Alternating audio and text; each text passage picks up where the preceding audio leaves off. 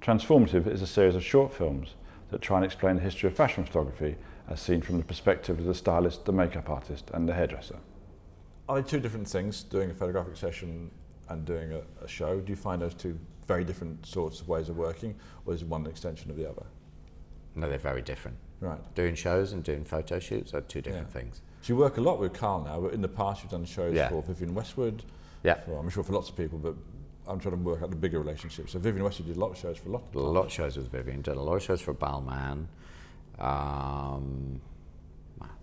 Quite a few of them. Yeah, and how does a Vivienne Westwood show compare to... A lot of great shows for D Squared too, and they're all very, I mean, D Squared is a riot backstage. The D Squared boys are so much fun, and it's a kind of party atmosphere, which is what they want, you know, and rightly so, because that's what their whole energy is about, and that's a whole different experience. Vivienne's is chaotic, right? Because we're usually in a tiny space, and I don't know, just Vivienne show always brings its own sort of chaos with it, but it's really good fun at the same time, you know. It's a very different, the shows are a very different experience. You kind of relinquish lots of control at the shows to your environment, because it's not your environment, it's somebody else's environment, whereas the dressing room at a shoot is kind of the sacred environment. You don't really have that at a show. Partly interested in your relationship with Karl and how that works, but I'm also interested in how on earth you deal with having to make up 50 models? I'm sorry, I had to do the hair on 50 models? 100. 100 models? Yeah. How, that must be very strange, because your hair is a particular craft, particular skill, you know, there's a whole, you know, it's like saying, okay, well, I'll get 50 people to do a painting just like I do it. How on earth do you manage a team to do a Chanel show? I think with the Chanel shows, with what I've been doing with Karl, I have kind of, how can I say, what we're doing with Karl, we use lots of wigs. Right. So wigs are easier to do a uniform look with, you know? So to do 100 wigs can be a lot easier than to do 100 sort of messy hairstyles, you know? How many people work for you doing Chanel? I think if we've got 100 girls, we'll have 35 assistants. Right. 100 girls? Yeah. Right. Yeah. And how often are you working with Karl now? It's every show? Karl does 6 shows a year. Chanel does 6 shows a year, and then I do 2 for Fendi too. Crikey, that's a lot. Yeah. So, and is there always 100 girls in the show? No, there's not always 100 girls. There's sometimes 50 something. You know? Right. Yeah. Even so, it's not. Yeah. And what sort of direction do you get? Can you just sort of... Karl has very specific ideas. Sure. And most of the time, and will send me a beautiful sketch of his silhouette and his kind of idea with a little note and a story. How long before the show? A few weeks. Okay. Yeah.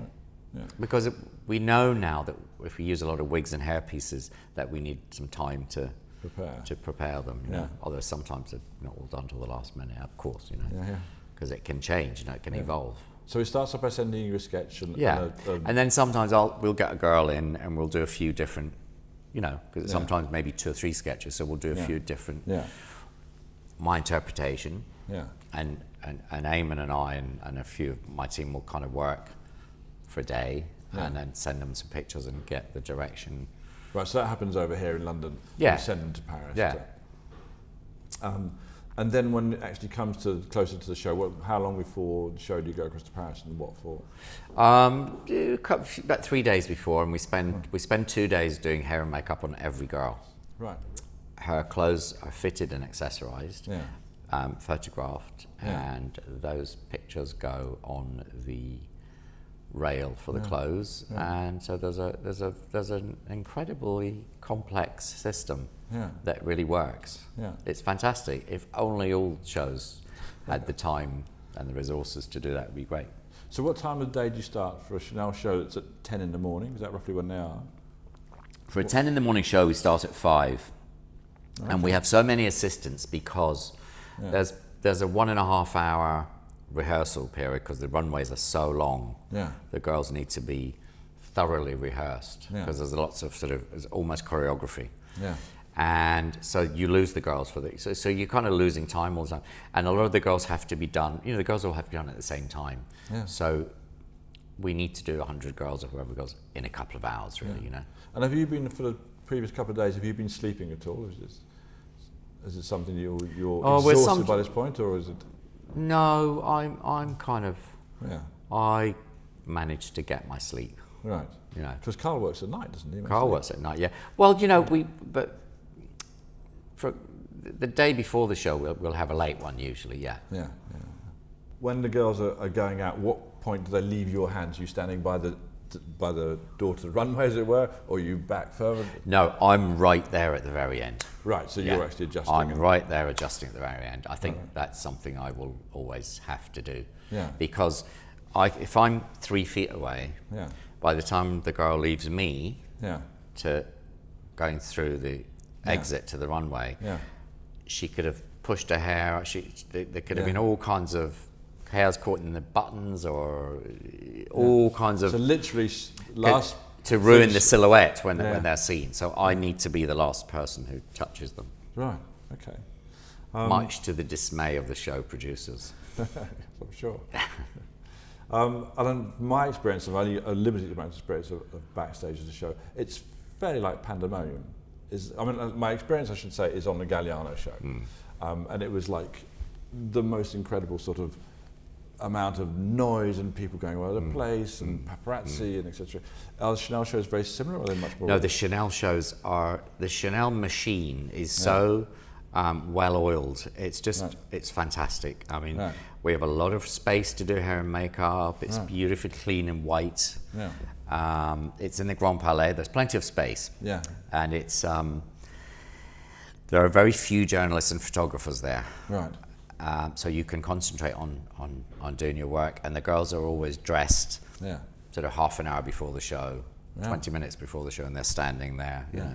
And it's a luxurious experience. Right.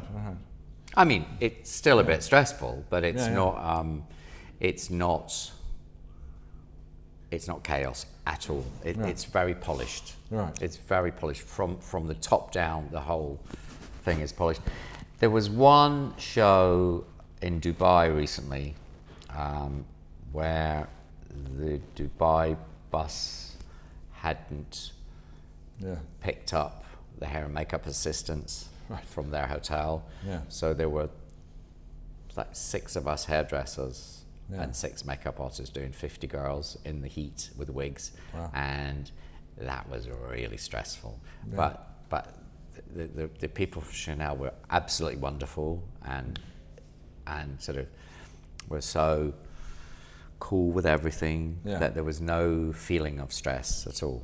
Right. There was inside me, but you wouldn't have suspected. Yeah. Anyway, it all got done. It was great. And what's Karl like during this process? Karl's just, he's a dynamo. I mean, he's got so much energy. Yeah. He's got more energy than all of us put together. And he's very, very clear about what he likes and what he doesn't like. Yeah. And I think once we've made the decision and we stick with it, it's all, I mean, he puts a lot of hours and a lot of work and a lot of effort into it.